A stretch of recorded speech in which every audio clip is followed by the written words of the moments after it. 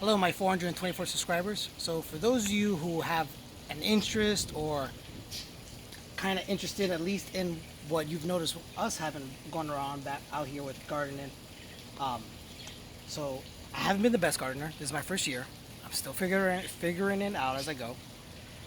Now, lots of problems I've been having is I'm growing things out of season. It's a common rookie mistake. I figure since I live in Florida, I could grow anything I want all year round. No, it doesn't work that way. Summers actually get too hot for some things to grow that I've been learning from YouTube. So here, okay, this is one of my failed attempts. I tried to grow yellow onions during Florida's spring and summer. Didn't work out. Nothing happened. A couple of things, plants sprouted, but there was no actual onion ever underneath whenever I went to check. So I let them bolt. There's still nothing down in the dirt. I've checked. I've let them bolt, whatever, doing a thing until the fall rolls around. Conditions are more favorable to growing yellow onions in Florida, zone 10.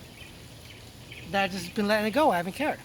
But then I've noticed this little guy growing here lately. I don't know what that is. I didn't plant that. There was nothing there for weeks, and all of a sudden I have this little guy growing. So a theory of mine that I have is the soil that's in here, the soil that's in this 10-gallon bag, housed my first failed potato growing attempt. Again, Florida. I grew it when it was too hot. So they all died. The potatoes never happened. I ripped them out. I thought I threw them all out. I planted onions. Those didn't work out. So whatever. I'm learning as I go. But do I have a potato grown with onion? I'm gonna let this go for a little while. I was gonna wait a few weeks until things got cooler.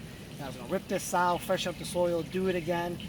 But then I think I'm just gonna let it be and see what happens. I gotta look up more what happens to onions when they bolt, because I think I've heard that when they bolt, if you cut them, something can still grow underneath. I don't remember. I don't know. I gotta look it up.